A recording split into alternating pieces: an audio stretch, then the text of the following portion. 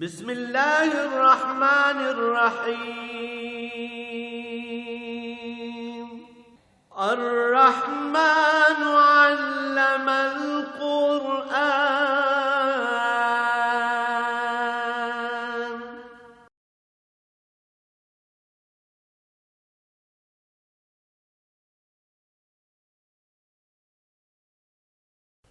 الحمد لله رب العالمين،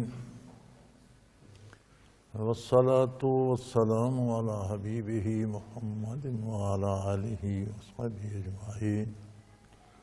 أعوذ بالله من الشيطان الرجيم. بسم الله الرحمن الرحيم.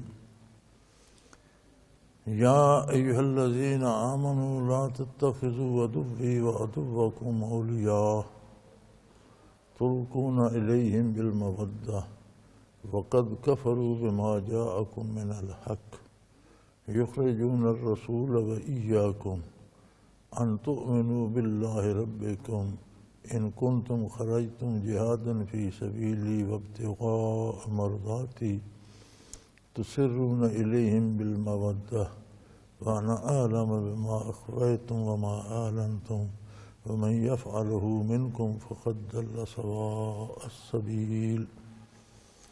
اللهم سبحانك لا علم لنا إلا ما علمتنا إنك أنت العليم الحكيم. رب اشرح لي صدري ويسر لي أمري واحلل عقدة من لساني يفقهوا قولي. رب زدني علما. مولاي صل وسلم دائما ابدا على حبیبک خیر الخلق کلہم. سورہ ممتحنہ ہے، یہ مدنی صورتوں میں سے ہے جو مدنی حیات طیبہ میں نازل ہوئیں، اور اس میں اہم بات جو ہے وہ مسلمانوں کے اور غیر مسلم کے تعلقات کے بارے ہے. فرمایا ہے ایمان والو، میرے اور اپنے دشمنوں کو دوست نہ بناؤ.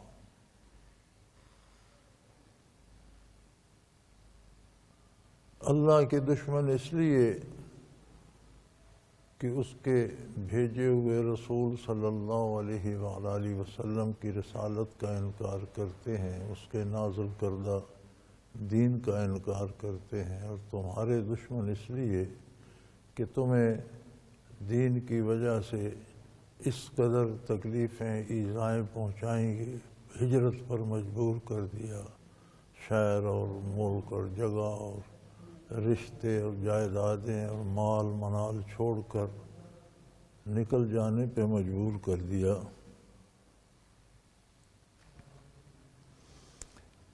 تلقون الیہم بالمودہ،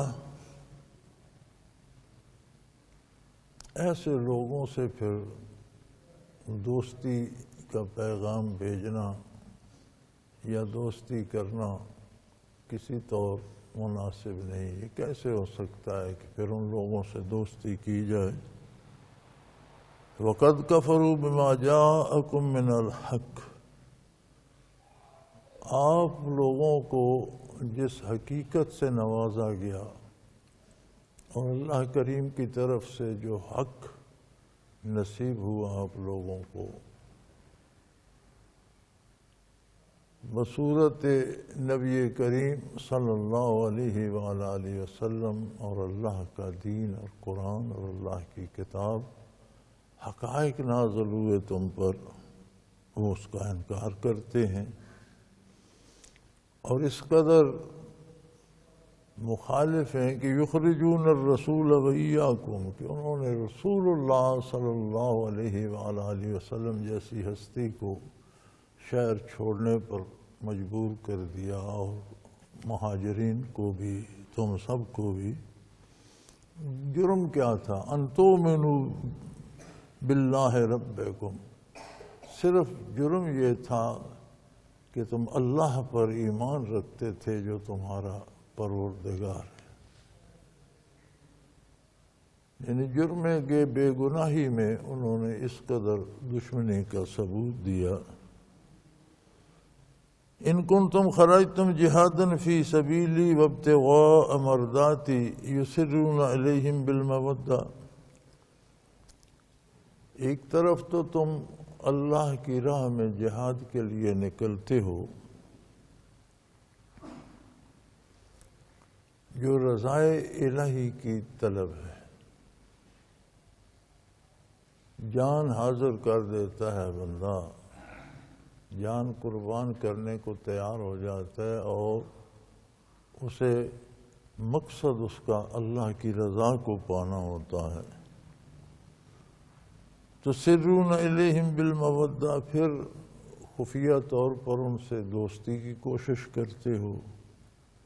وَأَنَا أَعْلَمُ بِمَا أَخْفَيْتُمْ وَمَا أَعْلَنْتُمْ، ظاہراً جو کچھ تم کرتے ہو اللہ کریم اسے بھی جانتے ہیں، اور جو خفیہ کرتے ہو، چھپ چھپا کر کرتے ہو، وہ بھی اللہ کریم کے علم میں ہے۔ وَمَن يَفْعَلْهُ مِنْكُمْ فَقَدْ ضَلَّ سَوَاءَ السَّبِيلِ، آپ لوگوں میں سے جس نے ایسا کیا وہ سیدھی راہ سے بھٹک گیا، ہدایت سے ہٹ گیا۔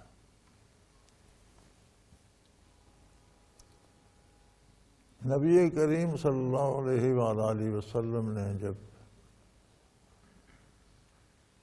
فتح مکہ کا ارادہ فرمایا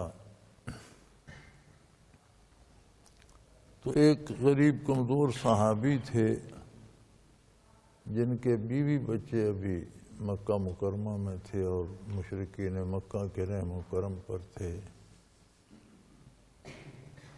تو انہوں نے اس خیال سے کہ آج اطلاع ہو گئی مکہ والوں کو تو کیا کل یا پرسوں تو انہیں پتہ چل ہی جانا ہے جب حملہ آور لشکر پہنچ جائے گا، تو انہوں نے ایک چٹھی لکھ کر ایک بندے کو اونٹنی پہ روانہ کیا کہ پہلے مکے والوں کو اطلاع ہو جائے۔ مقصد یہ تھا کہ میرے بیوی بچوں کو کوئی گزند نہ پہنچے اور میری طرف سے انہیں یہ ایک اچھی بات ملے گی تو کچھ ان کی حمایت کریں گے۔ اللہ کریم نے بذریعہ وحی نبی علیہ الصلوۃ والسلام کو مطلع فرما دیا، آپ نے پیچھے لوگ دوڑائے، آدمی بھیجا، سانڈنی سوار پکڑا گیا، خط بھی برآمد ہو گیا۔ ان کی غرض دین کی مخالفت نہیں تھی، بیوی بچوں کا تحفظ مقصود تھا، مگر اس پر بھی شدید گرفت ہوئی۔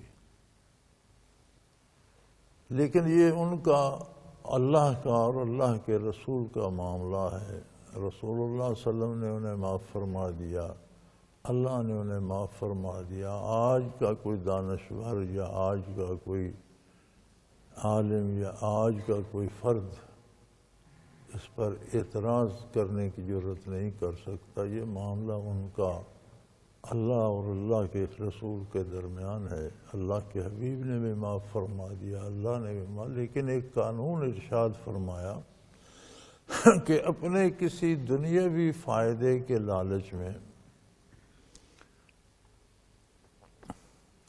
کافروں کے ساتھ دوستی کی کوشش نہ کی جائے۔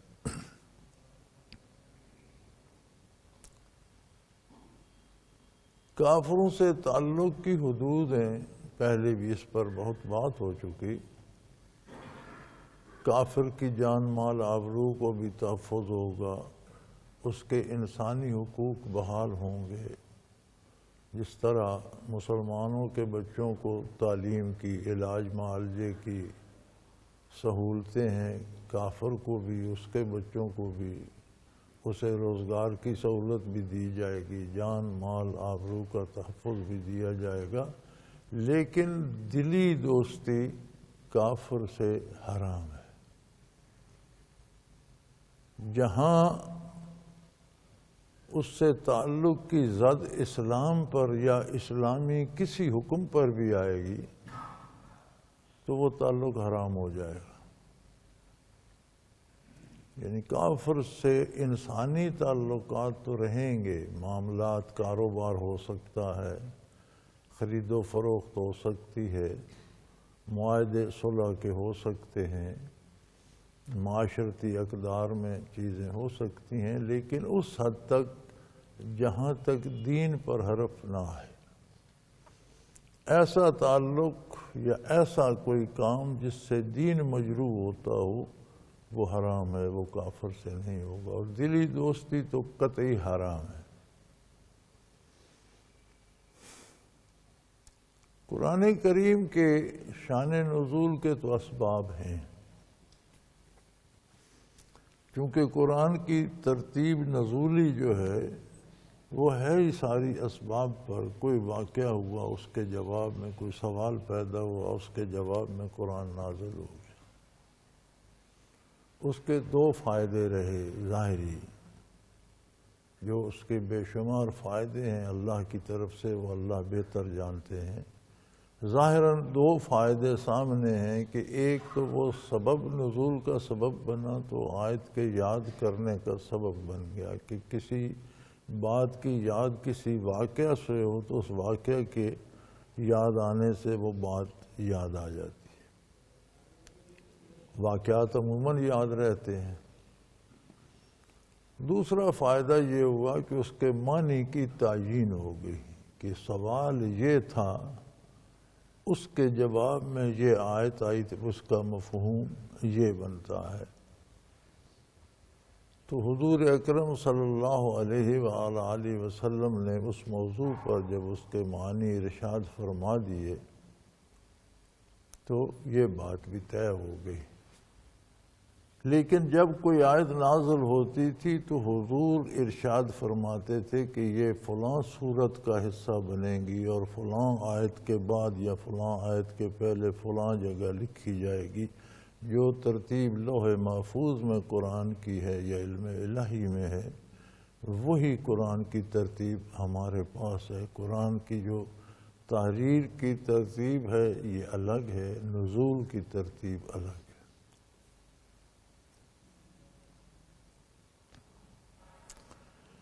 تو اس آیہ کریمہ کا ماحصل یہ ہے کہ اس عظیم انسان سے اگر یہ غلطی ہوئی تو مقصد دنیاوی فائدہ تھا کہ میرے بیوی بچوں کو کوئی گزند نہ پہنچے، تو قانون بن گیا کہ دنیاوی فائدے کے لیے کفار سے دوستی حرام ہے۔ آج ہم دیکھتے ہیں کہ مسلمان حکومتوں نے کافرانہ نظام اپنا رکھے ہیں اور مسلمانوں کو ان میں جکڑ رکھا ہے۔ یہ سارا معاش کا سودی نظام کافروں کا نظام ہے۔ مسلمان حکمرانوں نے مسلمان ممالک میں اس حرام کو کیوں جاری رکھا ہوا ہے؟ کفار کی خوشنودی کے لیے، ان سے فائدہ حاصل کرنے کے لیے یہ حرام ہے۔ نظام عدالت، سیاست، نظام تعلیم، حتیٰ کہ ہمارا سارا نظام سلطنت پاکستان کا اب تک وہی ہے جو انگریز نے اس ملک کو غلام بنا کر غلاموں پر مسلط کیا تھا، اور یہ شرعاً حرام ہے۔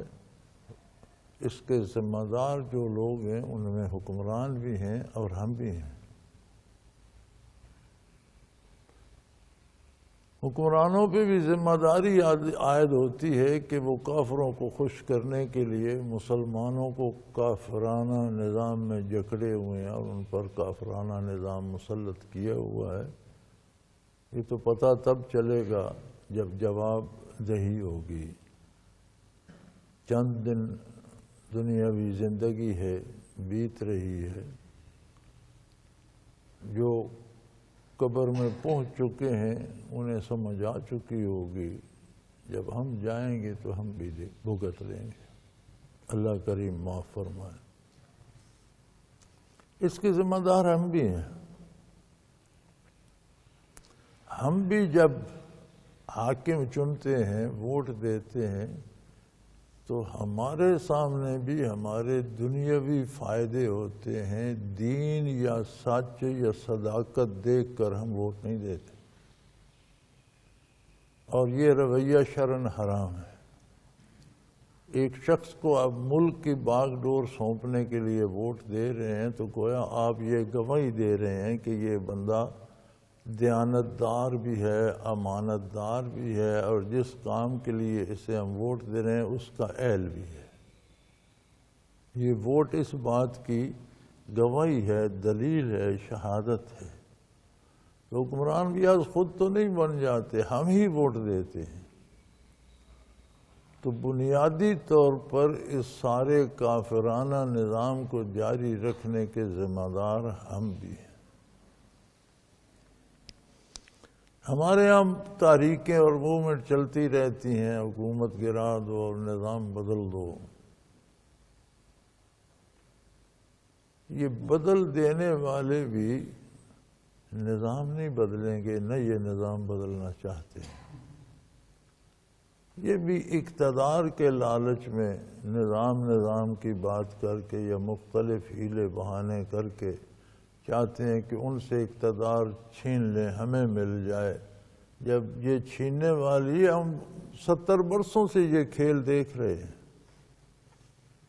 جب اقتدار اس کے پاس آتا ہے تو پھر بات وہیں آ جاتی ہے، پھر وہی کچھ ہوتا رہتا ہے۔ کتنے لوگ آئے، کتنی پارٹیاں بدلیں، کتنوں کی مختلف بار بار حکومتیں آئیں، لیکن اس کافرانہ نظام کو کوئی بھی بدلنا نہیں چاہتا۔ کافروں کو کوئی بھی ناراض کرنے کی جرات نہیں کرتا، اور اللہ کی ناراضگی کی کسی کو پرواہ بھی نہیں ہے۔ تو یہ ایک قانون ارشاد فرمایا کہ کافروں سے معاملات تو ہوں گے، دنیا میں جب رہتے ہیں تو معاملات تو ہوں گے، لین دین بھی ہوگا، کاروبار بھی ہوگا، تجارت بھی ہوگی۔ ان کا اگر اسلامی ریاست میں آتے ہیں تو ان کا تحفظ بھی اور ان کے سارے انسانی حقوق ادا کرنے کا اہتمام بھی ریاست کرے گی۔ لیکن کوئی ایسا رشتہ مومن کا کافر سے جس میں مومن کو دنیاوی فائدہ مطلوب ہو اور کافر کو خوش کرنا چاہے، وہ شرعاً حرام ہوگا۔ دنیا و آخرت کا نفع نقصان اللہ کریم کے دست قدرت میں ہے، اور آخرت کے لیے دنیا خریدنا اور آخرت کو ضائع کرنا بڑا گھاٹے کا سودا ہے۔ تو یہ سبب بن گیا۔ اللہ کریم کروڑوں کروڑوں رحمتیں نازل فرمائے صحابہ کرام پر کہ ان سے اگر کوئی کوتاہی بھی ہوئی غیر شعوری طور پر تو وہ اصلاح امت کا سبب بن گئی، رحمت الہی کا سبب بن گئی، اور قیامت تک آنے والے مسلمانوں کے لیے رہنمائی اور ہدایت کا سبب بن گئی۔ یہ کیسے عجیب لوگ تھے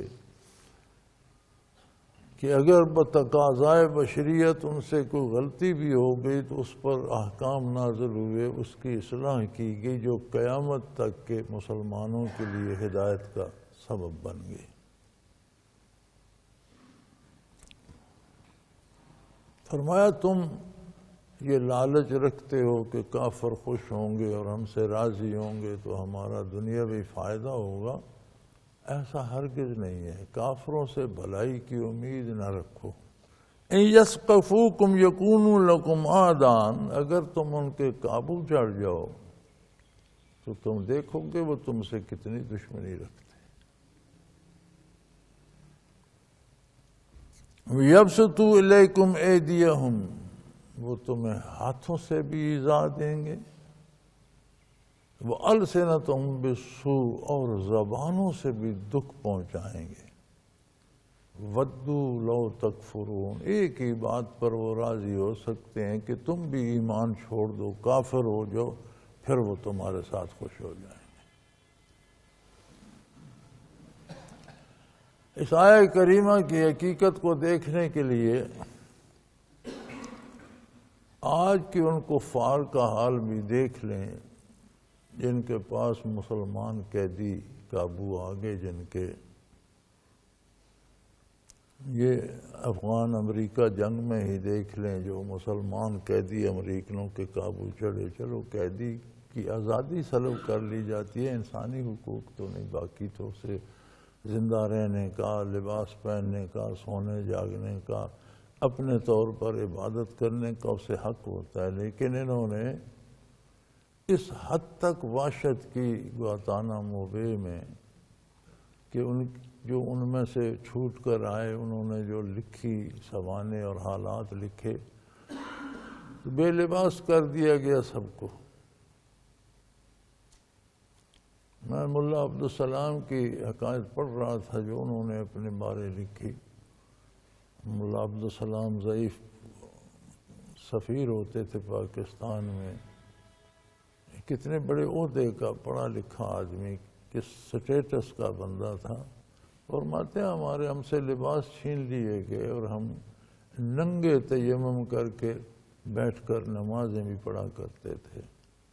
قرآن کریم کو پھاڑ کر پاؤں کے نیچے پھینکا جاتا، اللہ اللہ کے رسول کو گالیاں بکی جاتی، یعنی جو ایذا ان سے۔ اب قرآن کے اوراق پھاڑ کر نیچے پھینکنا، یہ کون سا قید کا دستور ہے؟ تو فرمایا جب بھی تم کافروں سے دوستی کی امید رکھتے ہو، تو اگر تم ان کے قابو چڑھ گئے، یہ دشمنی کی حد کر دیں گے، ہاتھوں سے بھی ایذا دیں گے، زبانوں سے بھی ایذا دیں گے، اور ایک ہی بات پر تم سے ان کی صلح اور دوستی ہو سکتی ہے کہ تم بھی ایمان چھوڑ دو۔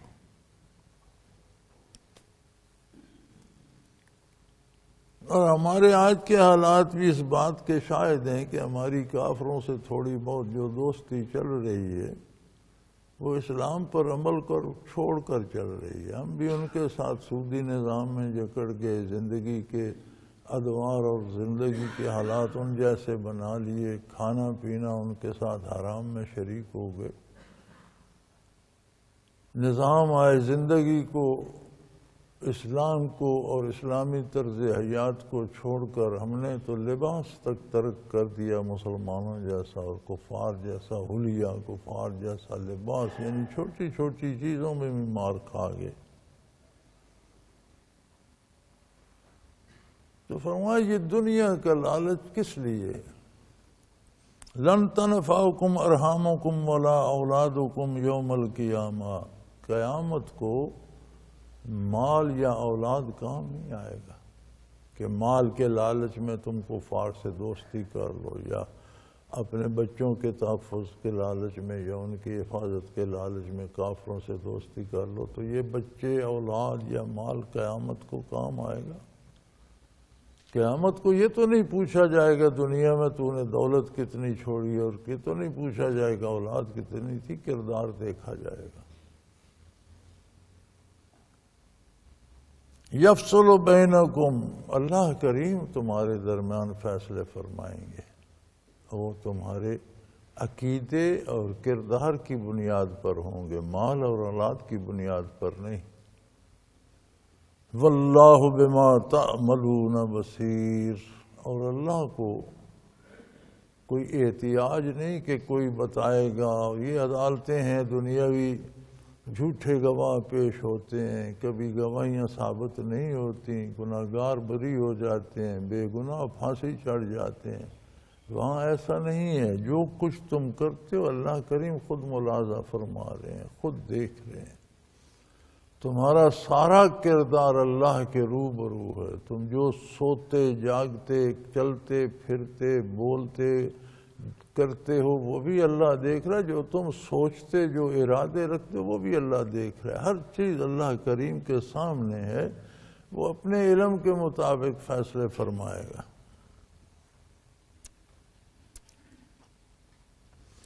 قد كانت لكم اسوة حسنة في ابراہیم والذین معه،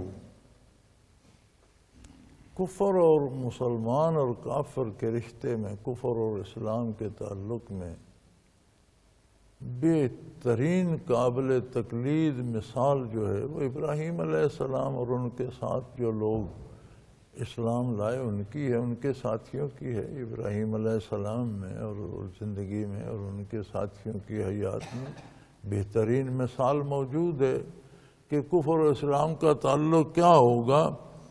فرمایا وَقَالُوا لِقَوْمِهِمْ إِنَّا بَرَاءٌ مِّنْكُمْ وَمَا تَعْبُدُونَ مِن دُونِ اللَّهِ كَفَرْنَا بَيْنَكُمْ وَبَدَا بَيْنَنَا وَبَيْنَكُمُ الْعَدَاوَةُ وَالْبَغْضَاءُ أَبَدًا حَتَّى تُؤْمِنُوا بِاللَّهِ وَحْدَهُ۔ انہوں نے پوری قوم کو، یہ تنہا تھے ابراہیم علیہ السلام، جو ان کے ساتھی مان لائے کمزور تھے، ان کی معاشرے میں کوئی حیثیت نہیں تھی، پوری قوم دوسری طرف تھی، بادشاہ اتنا مطلق العنان تھا کہ خدائی کا دعوے دار تھا، بتوں کی پوجا کے ساتھ بادشاہ کو بھی سجدے کیے جاتے تھے۔ انہوں نے سب سے کہہ دیا، خاندان سے بھی، گھر والوں سے بھی، قوم سے بھی، حکمران سے بھی، بادشاہ سے بھی، سیدھا صاف طے کر دیا، فرمایا اِنَّ بَرَاءٌ مِّنْكُمْ وَمِمَّا تَعْبُدُونَ، ہم تم سے اور تمہارے ان بتوں سے جن کی تم پوجا کرتے ہو الگ ہو، ہمارا تمہارا کوئی رشتہ نہیں، کوئی تعلق نہیں، ہم بیزار ہیں تمام بت پرستوں سے بھی اور تمام بتوں سے بھی، اللہ کے علاوہ جن کو تم نے خدا بنا رکھا ہے ہم ان کو نہیں مانتے۔ کفرنا بکم، ہم اس سارے فلسفے کا انکار کرتے، تمہارے کافرانہ اداؤں سے لے کر کافرانہ عمل تک اس سر چیز کا انکار کرتے ہیں۔ وَبَدَا بَيْنَنَا وَبَيْنَكُمُ الْعَدَاوَةُ وَالْبَغْضَاءُ، تمہارے اور ہمارے درمیان آج سے دشمنی اور بغض ہے، ہمارا تمہارا رشتہ دشمنی کا ہے، تم ہمارے دشمن ہو، ہم تمہارے دشمن ہیں، ابدا، ہمیشہ ہمیشہ کے لیے۔ کفر اور اسلام میں آگ اور پانی کا رشتہ ہے، نور اور ظلمت کا رشتہ ہے،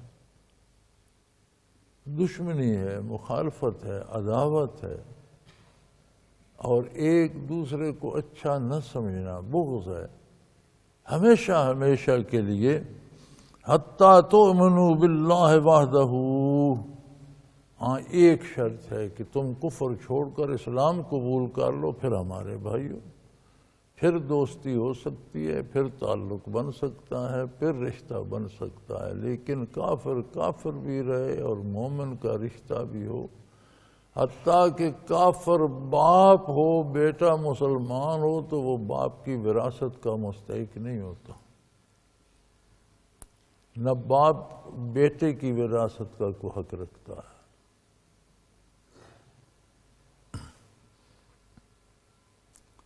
حضرت نوح علیہ السلام اللہ کے اولو العزم پیغمبر تھے،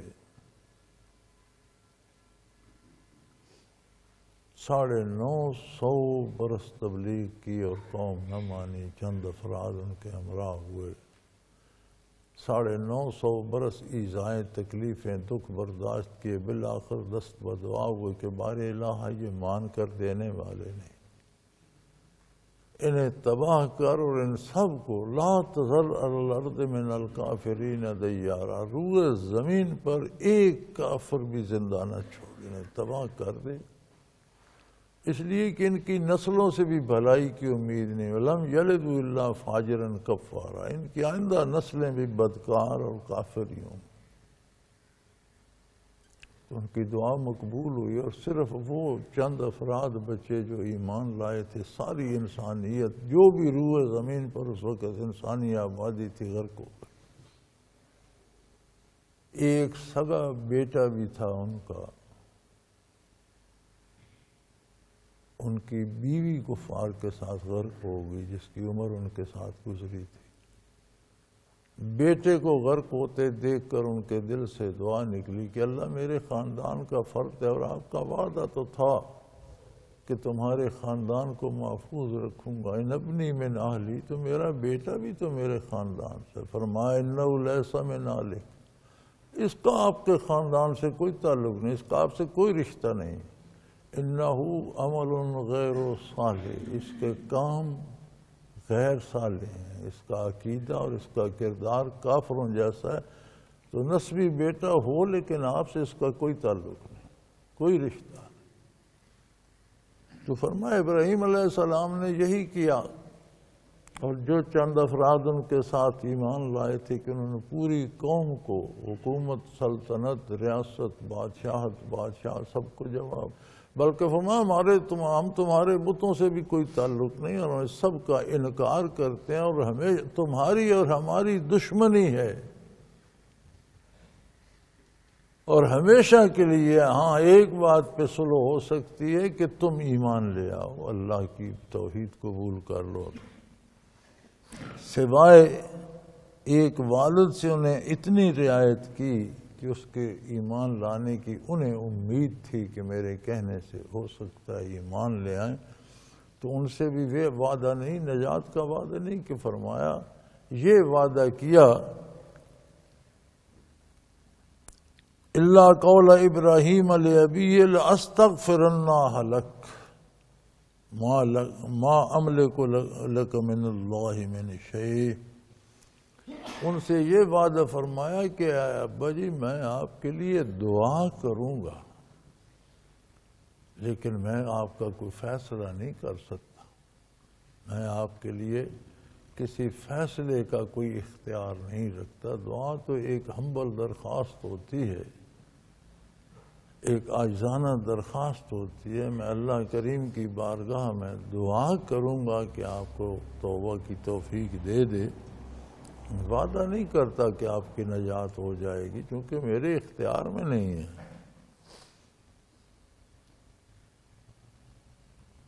ربنا علیک توکلنا والیک انبنا والیک المصیر، اور انہوں نے فیصلہ فرمایا کہ اے ہمارے پروردگار،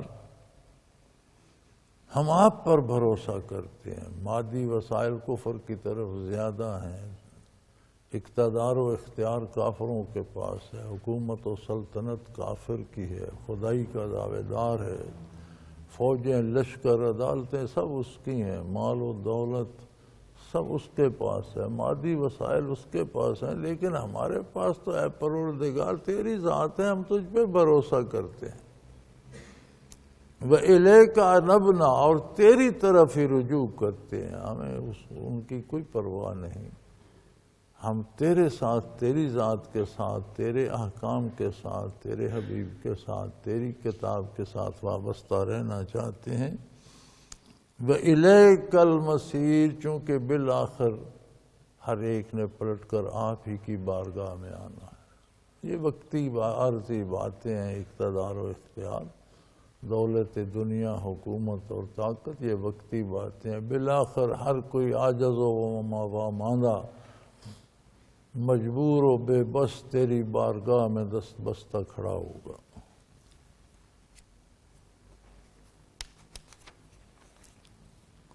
ربنا لا تجعل فتنة للذین کفروا واغفر لنا، اے اللہ ہمیں کبھی کافروں کے قابو میں نہ دے، اس مصیبت سے ہمیں بچا، ہم پر رحم فرما اور ہماری مدد فرما کہ ہم کبھی کافروں کے قابو نہ آئیں، اس امتحان میں ہمیں نہ ڈال، یہ بہت بڑی سخت آزمائش ہے۔ واغفر لنا، اگر ہم سے ربنا، تو ہمارا پروردگار ہے، اگر ہم سے کوئی کوتاہی کمی رہ گئی ہے تو ہمیں معاف فرما دے، اس کی سزا یہ نہ دے کہ ہمیں کافروں کے قابو چڑھا دے۔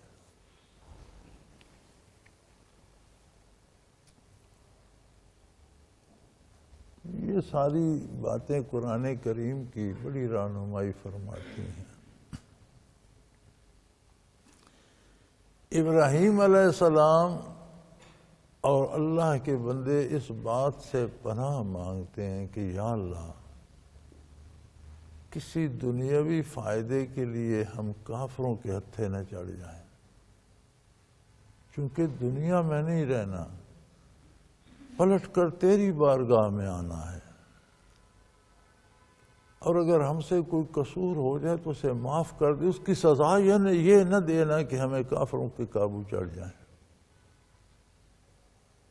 اب ہم دیکھتے ہیں کہ آج ہماری سب سے بڑی خواہش ہوتی ہے کہ پیسے ملیں، دین رہے نہ رہے، کھانے کو حرام ہے تو ہوتا رہے،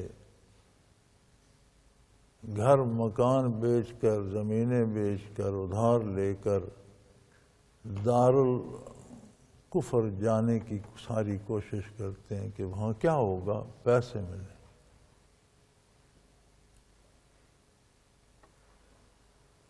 تو پیسے بھی کیا ملنے ہیں، وہاں جا کر بھی ملتا تو نصیب ہی ہے۔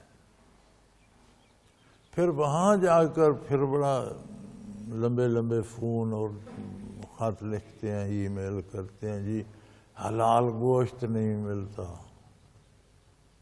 مجبوراً حرام کھانا پڑتا ہے، کہ حلال جانور کوئی مشینیں کاٹتی ہیں وہ بھی حرام ہوتا ہے، یا پھر ہوتا ہی حرام گوشت ہے۔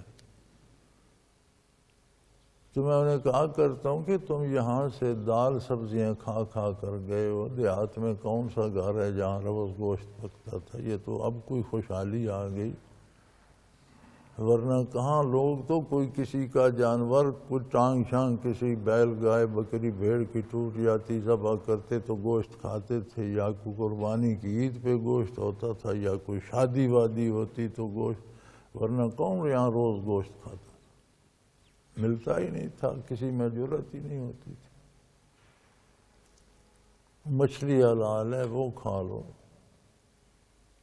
خود خرید کر ذبح کر، جی نہیں اجازت نہیں دیتے نہ خرید کر الگ ذبح کرنی، وہیں ذبح ہوگا جو مشینیں کاٹیں گی۔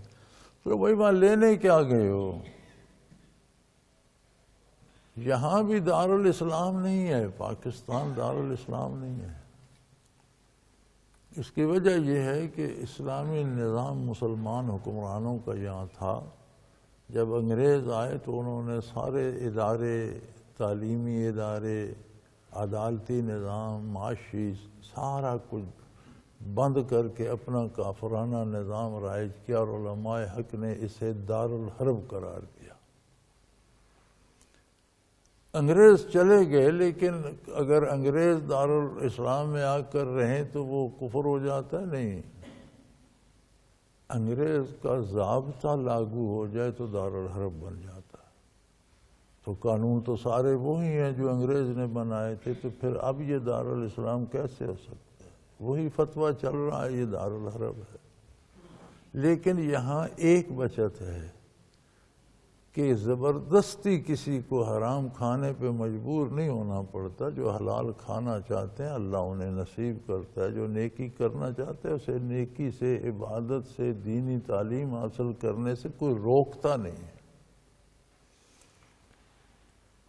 تو ہمارا مقصد آخرت نہیں، حصول دنیا ہوتا ہے۔ پھر وہاں جا کر کہتے ہیں بچے ہمارا ہو گئے، بیٹیاں شادی نہیں کرتی۔ میرے ساتھ تو روز یہ رابطے رہتے ہیں، تو میں انہیں عرض کیا کرتا ہوں کہ بچے جس ماحول میں ہیں، جہاں کی غذا کھاتے ہیں، جس فضا میں پلتے ہیں، ویسے ہی ہوں گے۔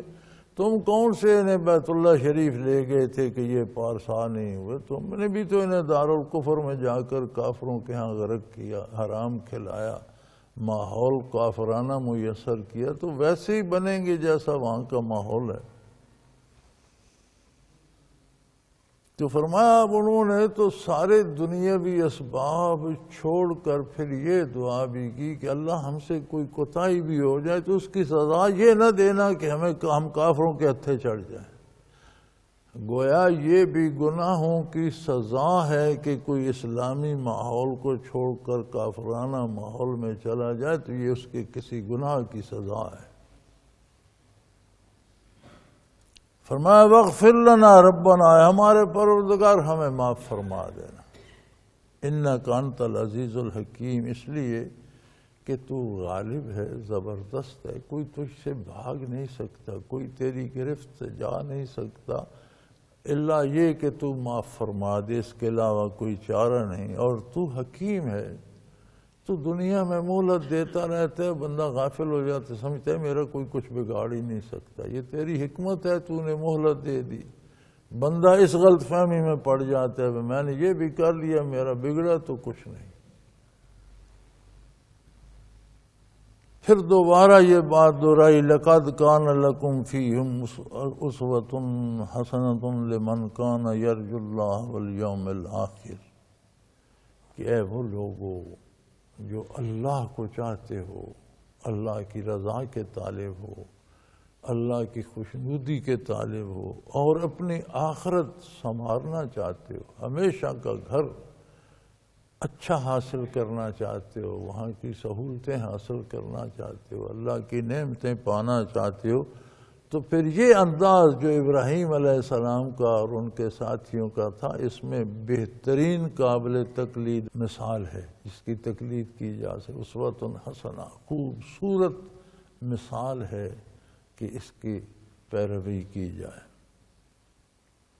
وَمَن يَتَوَلَّ فَإِنَّ اللَّهَ هُوَ الْغَنِيُّ الْحَمِيدُ، اور جو لاپرواہی کرے گا، جو منہ پھیر لے گا، جسے اپنی آخرت کی پرواہ نہیں ہوگی، اللہ بھی بے نیاز ہے اور وہ تمام تعریفوں کا مالک ہے، اسے تو کوئی احتیاج نہیں. اگر تم جنت جاؤ گے تو اللہ کی شان بڑھ جائے گی، نہیں جاؤ گے تو اس کی شان میں کمی ہو جائے گی، اس کی عظمت میں تو کوئی فرق نہیں پڑتا. یہ معاملہ تمہارا اپنے لیے، اللہ پر احسان نہ کرو نیکی کر کے کہ تم بھلائی کرتے ہو یا حرام کھانے کی بجائے بھوک سہ لیتے ہو یا جھوٹ بولنے کی بجائے نقصان اٹھا لیتے ہو، بات سچی کرتے ہو، تو یہ تم اپنے لیے کر رہے ہو. کافروں سے دنیاوی فائدے کی غرض سے دوستیاں نہیں کرتے تو اس میں تمہارا فائدہ، تمہاری آخرت بن رہی ہے. لہذا اپنے فائدے کے لیے، اللہ کی رضا کو پانے کے لیے، اپنی عاقبت سنوارنے کے لیے محنت کرو. اللہ تو اس بات سے بے نیاز ہے کہ کوئی اس کی اطاعت کرے نہ کرے، اس کی عظمت میں کوئی فرق نہیں آتا. وہ غنی ہے اور الحمید ہے، تمام خوبیاں اسی کی ہیں، وہ سب خوبیوں کا سزاوار ہے.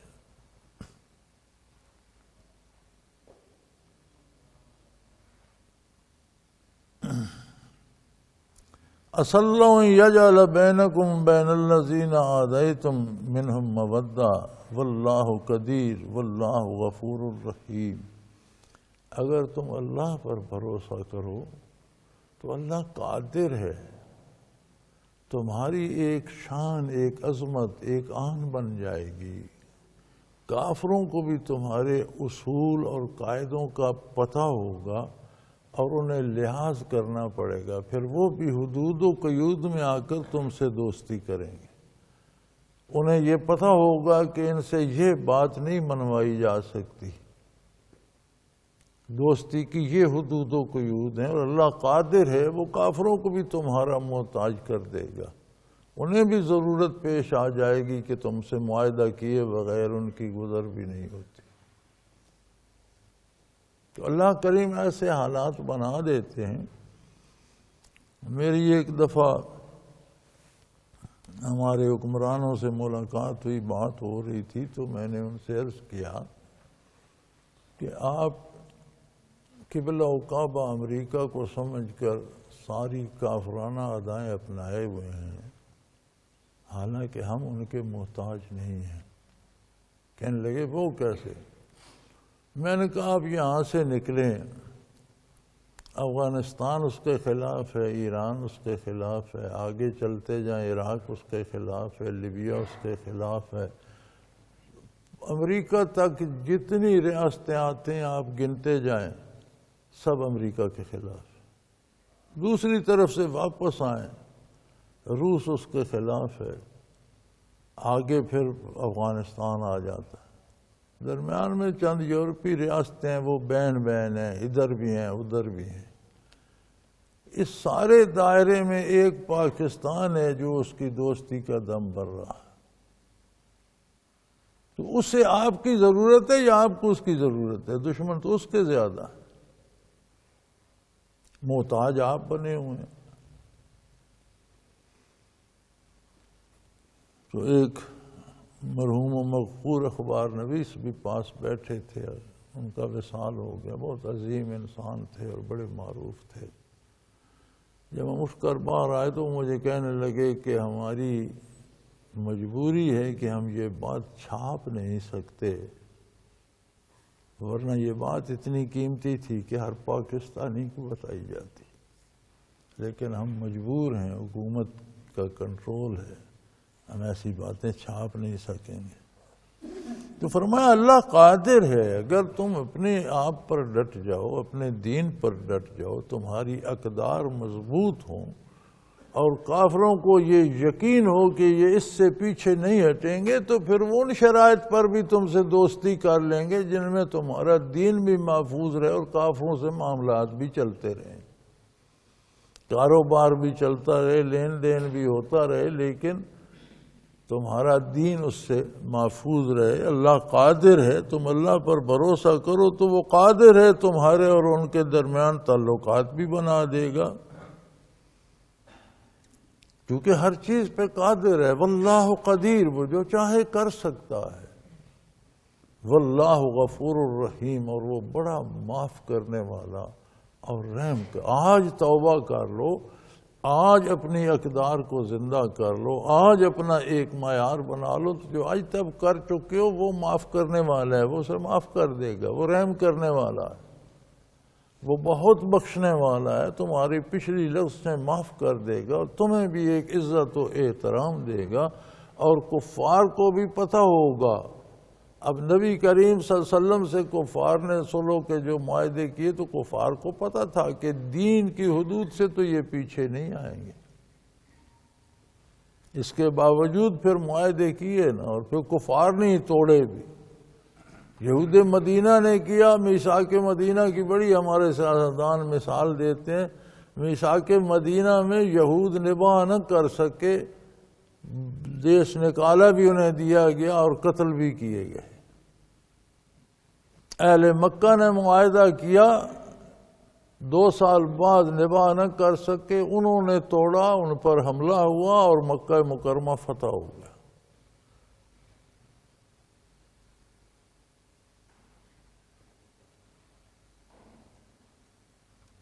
ہاں فرمایا جو کفار تم سے جنگ نہیں کرتے، لا ینہاکم اللہ عن الذین لم یقاتلوکم فی الدین ولم یخرجوکم من دیارکم ان تبروہم وتقسطوا الیہم، جو کافر تم سے جنگ نہیں کرتے اور تمہیں گھروں سے نکالنے کی کوشش نہیں کرتے۔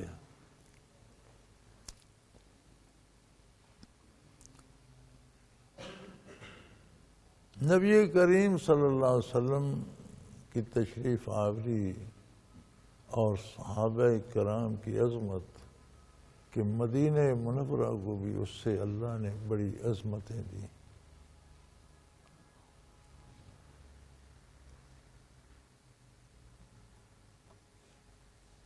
جذب القلوب الی دیار المحبوب میں لکھتے ہیں کہ مدینہ طیبہ وہ شہر ہے جس میں اکثریت صحابہ کی دفن ہوئی۔ باقی دنیا میں بھی چین تک صحابہ کے مزار ملتے ہیں، بر صغیر میں ملتے ہیں، بے شمار افریقی ممالک تک، یورپی ممالک تک، جہاں تک فتوحات اسلامی عہد صحابہ میں گئیں وہاں لوگ شہید بھی ہوئے، تبھی موت سے بھی دنیا سے گئے، ان ملتے ہیں، لیکن اکثریت مدینہ میں دفن ہے۔ وہ فرماتے ہیں کہ حدیث شریف ہے کہ وہاں آدمی دفن ہوتا ہے جہاں سے اس کا خمیر، بنیادی مادہ جہاں سے لیا جاتا ہے۔ تو فرماتے ہیں مدینہ وہ مقدس زمین ہے کہ وہ جماعت جو حضور کی خدمت کے لیے پیدا کی اللہ نے، اس میں سے زیادہ کا خمیر مدینہ کی مٹی سے لیا۔ ان آیات میں امام احمد رحمۃ اللہ تعالی علیہ فرماتے ہیں کہ یہ مدینہ منورہ کی عظمت ہے۔ روئے زمین پر ایک شہر ایسا ہے جو ایمان کے زور پر فتح ہوا، باقی ساری فتوحات قوت بازو سے ہوئی، جنگ سے ہوئی، تلوار سے ہوئی، حتیٰ کہ مکہ مکرمہ بھی فوج کے ذریعے، فوج کشی کے ذریعے فتح ہوا۔ مدینہ منورہ وہ عجیب شہر ہے جو محض عقیدے اور ایمان کی بنیاد پر فتح ہوا، کوئی جنگ نہیں ہوئی۔ اور پاکستان وہ ملک ہے جو عقیدے کی بنیاد پر ہم نے حاصل کیا اور اللہ نے ہمیں عطا فرمایا، تو پھر ہمیں اسے تو مدینے کی راہ پہ ڈھالنا تھا، اس سانچے میں ڈھالنا تھا، اس طرح سے اس کا تحفظ کرنا تھا، ویسا اسے بنانا تھا۔ اللہ نے عطا فرما دیا اور ہم نے اس وعدے پر لیا۔ پاکستان کا مطلب کیا ہے؟ لا الہ الا اللہ۔ اور جب ہم لے چکے تو پھر اس پر ہم نے کافرانہ نظام مسلط کر دیا۔ اللہ ہمیں معاف فرمائے اور یہ چیزیں سمجھنے کی توفیق عطا فرمائے۔ اور جو کافر آپ سے جنگ مسلمانوں سے نہیں کرتے یا انہیں ہجرت پہ مجبور نہیں کرتے، اب ہجرت جو تھی گھر چھوڑنے کی وہ تو تب تک تھی جب مکہ مکرمہ فتح نہ ہوا۔ فرمایا لا ہجرت بعد الفتح، جب مکہ مکرمہ قال رسول اللہ صلی اللہ علیہ وسلم، جب مکہ مکرمہ فتح ہو گیا تو وہ ہجرت تو تمام ہو گئی، لیکن کفر سے اسلام کو، گناہ سے توبہ کو، برائی سے بھلائی کی طرف ہجرت قیامت تک جاری ہے۔ تو فرمایا جو کافر تم سے جنگ نہیں کرتے اور غلط رواج رسومات غیر اسلامی قوانین چھوڑ کر اسلامی راہ اپنانے سے روکتے نہیں ہیں، ان سے تو اللہ منع نہیں کرتا۔ ان تبرؤہم وتقسطوا الیہم، ان سے اچھے تعلقات رکھو لیکن انصاف کے ساتھ، تقسطوا عدل کے ساتھ، جس میں ان کے حقوق، ان کا عقیدہ، ان کا عمل محفوظ رہے اور تمہارا اپنا عقیدہ اور تمہارا تعامل اسلامی بھی مجروح نہ ہو۔ ایسے تعلقات کے اللہ منع نہیں فرماتا۔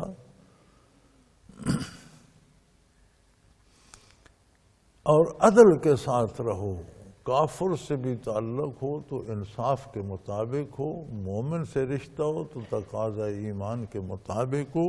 ان اللہ یحب المقسطین، چونکہ جو عدل پر رہتے ہیں اللہ کریم ان سے محبت کرتے ہیں، وہ اللہ کے محبوب بندے ہوتے ہیں جو ہر بات میں انصاف کو ہاتھ سے جانے نہیں دیتے۔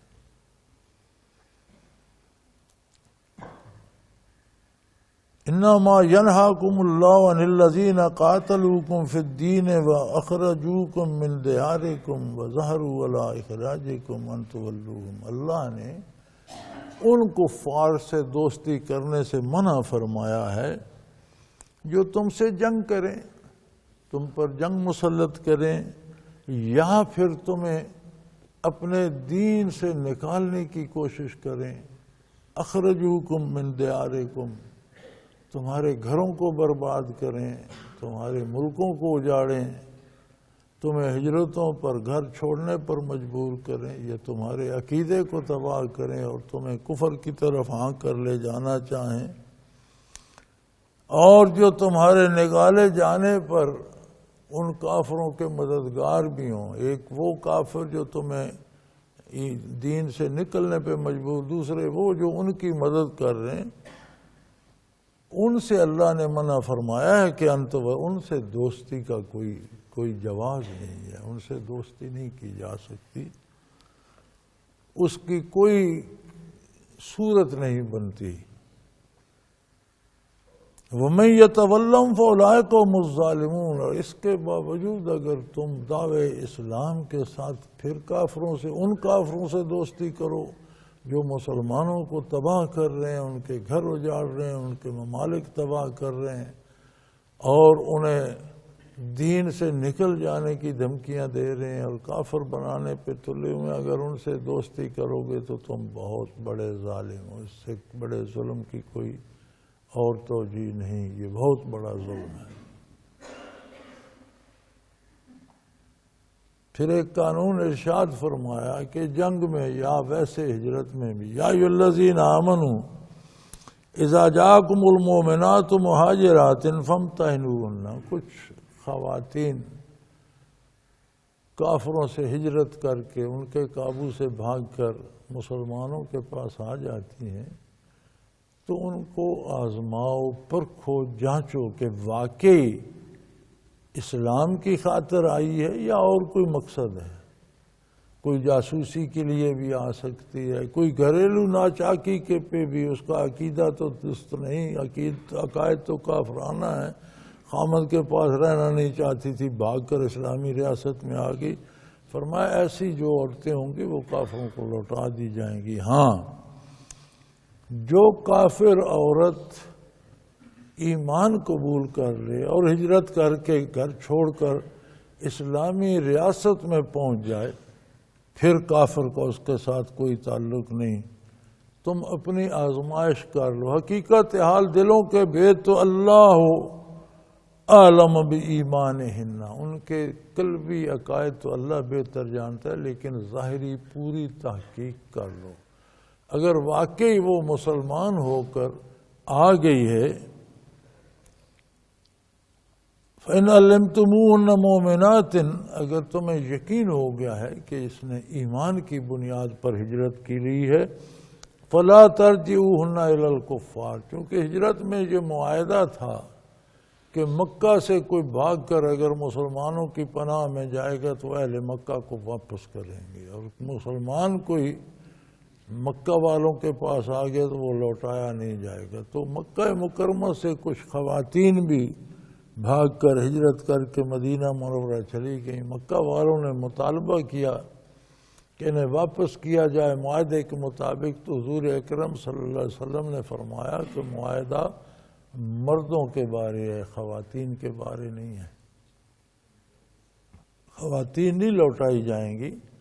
چنانچہ اللہ کی طرف سے حکم آ گیا کہ یہ آزما کر دیکھ لیجئے، کوئی جاسوسی کے لیے تو نہیں آئی، کوئی کسی خاندانی ناچاکی سے لڑ کر تو نہیں آ گئی۔ اگر میں ایمان لا کر، دین لا کر اسلام کے لیے چھوڑ کر آ گئی ہیں تو پھر یہ کافروں کو واپس نہیں کی جائیں گی۔ فَلَا تَرْجِعُوهُنَّ إِلَى الْكُفَّارِ، کافروں کو واپس نہ کیجئے۔ لَا هُنَّ حِلٌّ لَهُمْ وَلَا هُمْ يُحِلُّونَ لَهُنَّ، مومن عورت کافر مرد کے لیے حلال نہیں ہے۔ اگر جو زمانے کفر میں نکاح تھا، دونوں نے اسلام قبول کر لیا تو وہی نکاح بھی قائم رہتا ہے، لیکن عورت نے اسلام قبول کر لیا، مرد کفر میں رہ گیا تو نکاح، جب وہ اسلامی ریاست میں پہنچ گئی نکاح ٹوٹ گیا، پھر وہ ان کے لیے حلال نہیں رہتی، نہ وہ مرد ان کے لیے حلال رہتے ہیں۔ وَآتُوهُمْ مَا أَنفَقُوا، ہاں اس پچھلے کافر مرد نے، خامد نے اگر بطور مہر اسے کوئی مال دیا تھا تو وہ مسلمانوں کے ذمے ہے کہ مال اس کا اسے لوٹا رہے، اس کا مال رکھنے کا کوئی حق نہیں مسلمانوں کو، اپنا اس کا جو اس نے مہر دیا ہوا تھا عورت کو وہ اس کافر خامد کو واپس کر دیا جائے گا۔ وَلَا جُنَاحٌ عَلَيْكُمْ أَن تَنكِحُوهُنَّ إِذْ آتَيْتُمُوهُنَّ أُجُورَهُنَّ، اور پھر تم انہیں مہر دے کر نکاح کر لو تو کوئی حرج نہیں، پھر وہ تمہارے نکاح میں حلال ہوں گی۔ وہ کافر کا نکاح باطل ہو گیا، وہ جو اس نے دیا تھا اس کا وہ حق رکھتا ہے، وہ اسے لوٹا دو، تم اپنی طرف سے مہر دے دو۔ مہر واجب ہے اور ضروری ہے دیا جائے، لیکن شرط نکاح نہیں ہے۔ اگر مہر نہ بھی ہو تو نکاح ہو جاتا ہے ایجاب و قبول سے۔ النکاح ینعقد بایجاب و قبول، نکاح ایجاب اور قبول سے منعقد ہو جاتا ہے، لیکن واجب ہے، اگر کوئی مہر نہیں دے گا تو ترک واجب آئے گا، واجب کے ترک کرنے کا گنہگار ہوگا۔ نکاح میں کوئی حرج نہیں ہوتا، نکاح بغیر اس کے بھی ہو جاتے، لیکن فرمایا یہ ضروری ہے کہ جو انہوں نے دیا تھا ان کا مہر انہیں لوٹا دو، ان عورتوں کو تم اپنی طرف سے مہر دے کر نکاح کر لو۔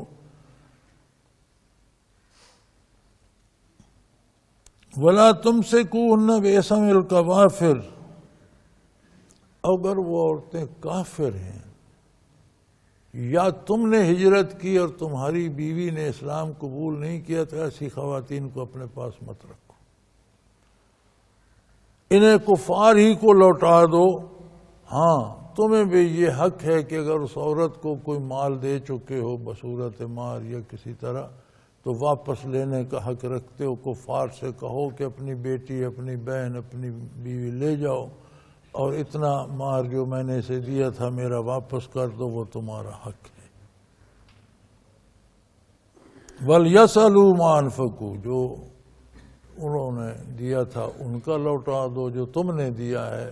اگر عورت کافر ہے تو اسے نکاح میں نہ رکھو، کفار کو لوٹا دو اور ان سے اپنا مہر واپس لے لو. ذالکم حکم اللہ، یہ اللہ کا قانون ہے، اللہ کا ارشاد ہے، اللہ کا حکم ہے. یحکم بینکم، تمہارے آپس کے تعلقات وہ بناتا ہے.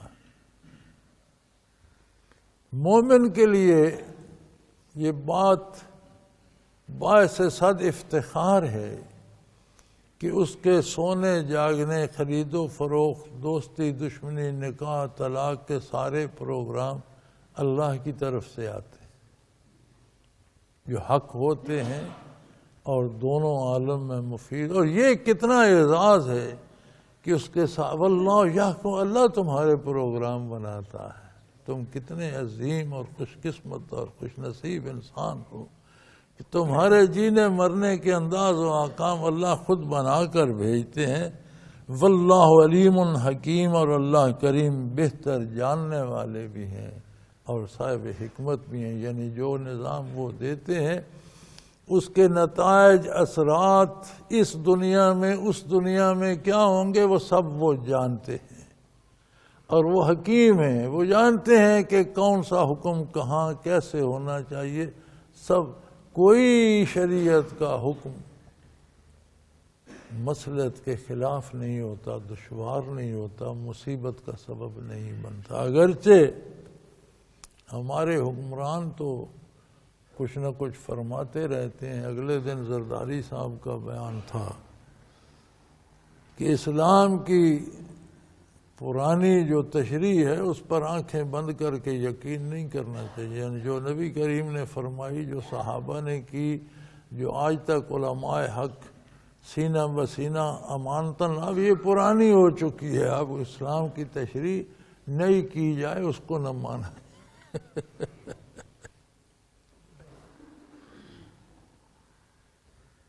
تو میں سمجھتا ہوں کہ یہ جرم ہمارا ہے، یہ ہمارا گناہ ہے کہ ہم دنیاوی فائدے کے لالچے میں ایسے لوگوں کو اقتدار میں لے آتے ہیں اور مسلمانوں کا اقتدار و اختیار ان کے سپرد کر دیتے ہیں. اور ہر ووٹ دینے والے کو لالچ ہوتا ہے کہ اس سے مجھے یہ مل جائے. یار کبھی دنیا کو چھوڑ کر آخرت کا خیال کر کے بھی سوچو تو میرا خیال ہے ان میں سے کوئی بھی اس بات کا مستحق ثابت نہیں ہوگا کہ اسے ووٹ دیا جائے. کوئی ایسا زمانہ بھی پاکستان پر آئے کہ لوگ کھڑے رہ جائیں اور پوری قوم ووٹ دینے سے انکار کر دے تو پتہ چلے کہ یہ مسلمان ہیں اور یہ مسلمانوں کو چاہتے ہیں، باعمل مسلمان کو، باعلم مسلمان کو آگے لانا چاہتے ہیں. اللہ کرے ایسا وقت بھی آئے، وہ قادر ہے ہماری خطائیں معاف فرمائے اور ایسی مبارک گھڑی بھی لائے. وآخر دعوانا ان الحمدللہ رب العالمین. اللہ اللہ اللہ اللہ اللہ اللہ اللہ اللہ. حضرت امیر محمد اکرم آبان مد ذلہ العالی دارالعرفان منارہ ضلع چکوال میں سالہ سال سے قرآن و حدیث کے اوپر خطابات کر رہے ہیں اور سلسلہ نقشبندیہ اویسیہ کے مطابق لوگوں کو ذکر الہی کی تربیت دے رہے ہیں. وہ قرآن پاک کی تفسیر ترتیب وار بیان کر رہے ہیں. تفسیر قرآن کو وہ موجودہ ملکی اور بین الاقوامی حالات کے مطابق بیان کرتے ہیں. موٹر وے سے کلر کہار کے انٹرچینج سے نکلتے ہوئے कलर कहार की झील से होते हुए मियानी, बोछाल और नूरपुर से गुजरते हुए दारुल इरफान मिनारा पहुंच सकते हैं। हजरत अमीर मोहम्मद अकरम आवान ने बच्चियों और बच्चों की दीनी और दुनियावी तालीम के लिए सिकारा एकेडमी के नाम से एक दरसगाह भी कायम की है, जिसका इफ्तिताह मुल्क पाकिस्तान के सदर जनरल मोहम्मद ज़ियाउल हक ने अपने दस्ते मुबारक से किया था। वो तमाम अहबाब जो इस्लाम की तलब रखते हैं, उनसे गुजारिश है कि दारुल इरफान मिनारा ज़िला चकवाल में अमीर मोहम्मद अकरम आवान साहब के खिताबात से मुस्तफ़ीद हों। वो हर जुमे को नमाज से पहले बयान फरमाते हैं। हर माह की पहली इतवार को माहाना इज्तिमा होता है, जिसमें आप खुसूसी खिताब फरमाते हैं और पाकिस्तान के चारों सूबों से अहबाब इस इज्तिमा में शिरकत करते हैं। इसके अलावा यहाँ साल में 2 मरकजी इज्तिमात भी होते हैं, एक रमज़ानुल मुबारक में एतिकाफ का इज्तिमा और दूसरा जुलाई और अगस्त में 40 दिन का इज्तिमा होता है, जिसमें रूहानी तरबियत की जाती है। अपना खून सीमाब देकर इतना हम कर जाएंगे, नाम आका का चमन में फिर रकम कर जाएंगे।